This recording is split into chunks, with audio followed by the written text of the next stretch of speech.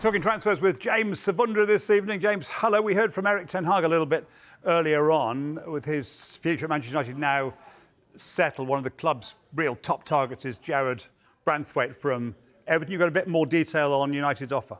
Yeah, so late last week, United put in an opening bid to Everton for Jarrad Branthwaite. We expected that to be rejected, and we've got confirmation that was indeed rejected. Around £35 million plus add-ons.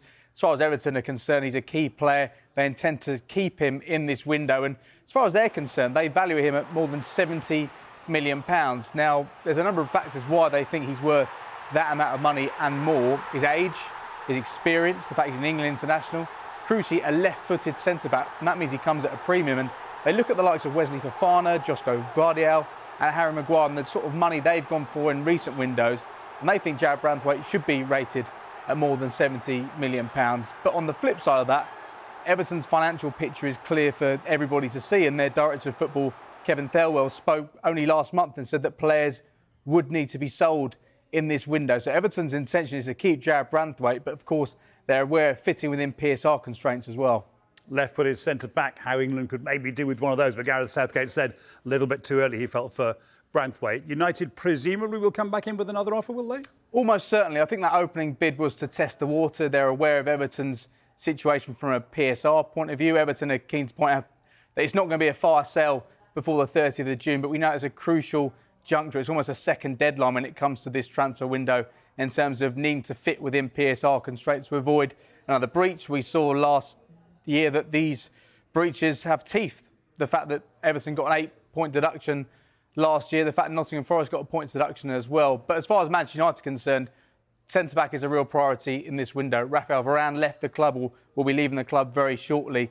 Now, what's interesting is this is a left-footed centre-back, and Manchester United already have one in the form of Lisandro Martinez.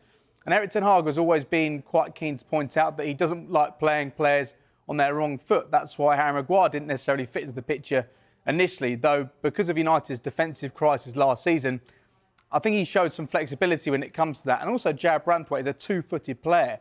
He's very comfortable on his right foot as well. So you'd think Martinez would be first choice at left-sided centre-back, but Branthwaite can play as a right-sided centre-back. He did that last season on loan at PSV Eindhoven and played 10 games on loan there on the right side of defence, and that was under Manchester United's former striker, Ruud van Nistelrooy. So he's the first player that United have made a significant bid for that we know about. Where else might they look to recruit?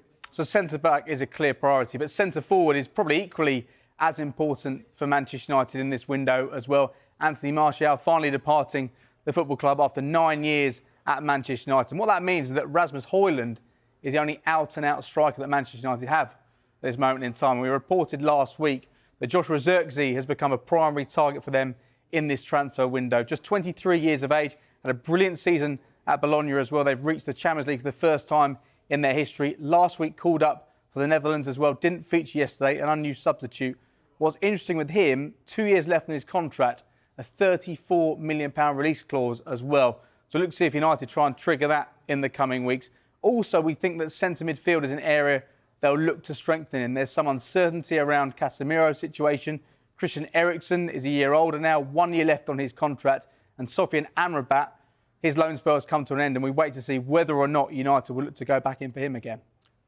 Some of those players that you're talking about, United could reduce their wage bill if they can get them out. Are they needing to sell some players before June the 30th, like so many clubs? Yes, like every club, United are dealing with their own PSR concerns at the moment. I think there's a lot of excitement about Ineos coming into the football club, and a lot of fans very excited about the money that could come into the club and could be spent on transfers. But unfortunately, they can't just spend their way to success. United are governed by these PSR rules like every other club, and they're hamstrung slightly by the fact that Dan Ashworth hasn't started work yet, neither has Omar Barada, and the fact that United did spend heavily in the last two summer windows under Erik ten Hag. Now, if they are to have a bit more flexibility, a little more headroom when it comes to PSR in this window, then selling some prize assets would really help that. And Jadon Sancho is one of the players that could depart this summer. I think United were really happy. I think Dortmund were really happy. Sancho were really happy with how the loan spell went, because they bought him for £73 million 3 years ago. And there was a fear they weren't going to recoup much money at all after the falling out with